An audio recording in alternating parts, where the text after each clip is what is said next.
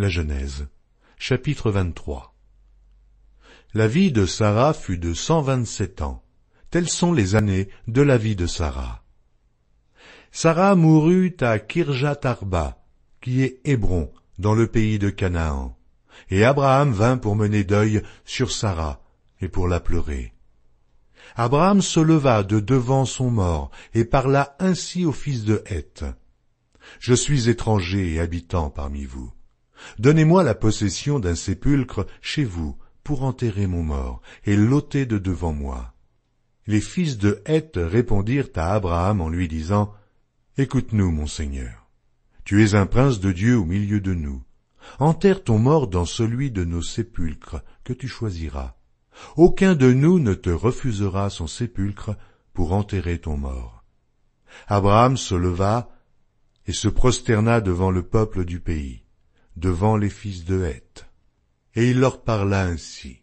« Si vous permettez que j'enterre mon mort, et que je l'ôte de devant mes yeux, écoutez-moi, et priez pour moi, Éphron, fils de Tsochar, de me céder la caverne de Macpéla, qui lui appartient à l'extrémité de son champ, de me la céder contre sa valeur en argent, afin qu'elle me serve de possession sépulcrale au milieu de vous. » Éphron était assis parmi les fils de Heth.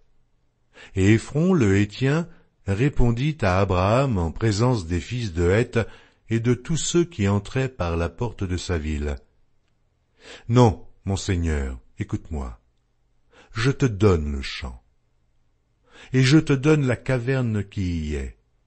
Je te les donne aux yeux des fils de mon peuple. Enterre ton mort. » Abraham se prosterna devant le peuple du pays.